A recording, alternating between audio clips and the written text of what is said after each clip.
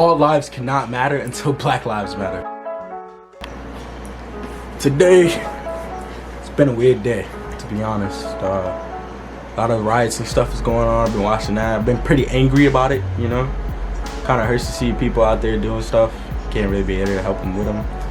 I live in Springfield, Massachusetts. We don't really have protests like that. They had a protest. I missed it because I was kind of sick, and I don't know. I don't want to be around people when I'm sick, especially with this COVID thing going around. But tomorrow I'm gonna see if I can go get into a protest in Northampton. But yeah, you know, I was in one of the bigger cities. You know, I want to be part of one of those really big ones, but I'm gonna try and do the best I can in Northampton. You know, but yeah, today's been weird. You know, I've disowned a couple friends because they refuse to speak up about the injustice happening. If you're not willing to speak up against national trouble, like a national thing that's going on, if you're not willing to speak up for that, I know you're not willing to speak up for me if I ever get in the gym. So that's not the kind of people I want around me. And I was also surprised most of those friends weren't white. I found a decent amount of my white friends were kind of down. A couple of them had to cut off because they were also like that. But I found that maybe a little less than half of my black friends refuse to speak up. And that boggles my mind when this directly affects you, which just doesn't, I'm not gonna get into it. That's another video. Well, what I really want to talk about was just how this experience is kind of disgusting, you know? Like, I've been on Twitter all day. I'm always on Twitter. And I started to see that, you know,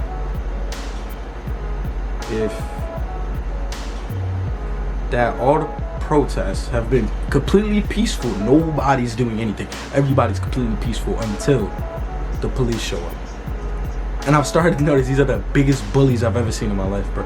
There was literally a protest where there was like 8, I think, white people just sitting down, peacefully protesting, and these dudes walk up with batons and start to push them over. If I could find the video, I'll put it in. But that shit was mind-boggling, because it really showed they don't care if we're peaceful. They don't care if people aren't trying to invoke, you know, confrontation. You know, we're just trying to get a message across. They don't care about that. They just want to hurt. They just want to hurt people. And that's not right. At any point would that ever be right. Like, if you still support the police after seeing all the shit that's going on social media, unfollow me, you know. Unfollow me on all my IG, my socials, block me. Make sure you have no contact with me at all, son. Like, nothing. Because that shit is, no. We don't do that around here. That's not what we do. It's just crazy to be a black person in 2020, which is crazy. You wouldn't think that'd be a saying. You know, if you talk to some of our ancestors back in the day, you probably think, you know, they would have been hopeful that by now this shit would be done, but it's still going on. And it's kind of showing that, you know, change ain't gonna happen. The fastest I've ever seen somebody respond to one of these situations when all the riots happened. People started rioting, dude got locked up the next day. Like, that's what that did. But when people do peaceful protests and stuff like that, they walk free to live their life, you know, Zimmerman style, you feel me?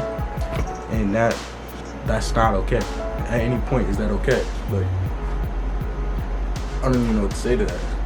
And it also hurts too, because, you know, growing up, I wanted to believe everybody was, you know, good or has some type of good in their heart, but as I grow up, I just started to see that's not it. I see more bad things from people every day. I started to lose faith. I mean, I never really trusted cops because I was always taught to stay away from them if you possibly could. You know, just don't go near them, don't talk to them, do nothing. So, I mean, but I just never thought it'd be so a blatant showing. Like, I feel like if they were trying to do something bad, it was hidden and it had to get revealed. But these are blatant showings of them doing shit like this. George Floyd should have never died. You don't sit on a man's neck for 9 minutes and expect him to live. That don't even sound right in like any world. I don't get that. It's just scary to be a black man in America, man. I've always wanted to travel America, but at what cost? It feels like I end up in the wrong place at the wrong time. Boom, there goes my life. No justice will be served for my life. Somebody's just gonna take it. So at this point, the police show up, I might as well just fight for what I believe in. At that point, they're gonna kill me anyways, so I might as well go out with a fight, because that's just how it's looking like right now in the world, man.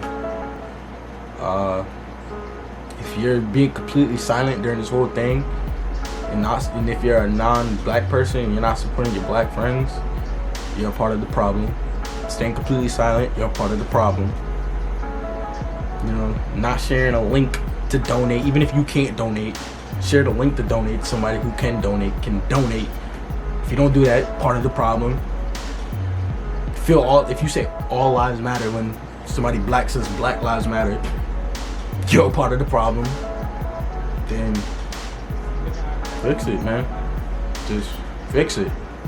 But everybody be safe out there.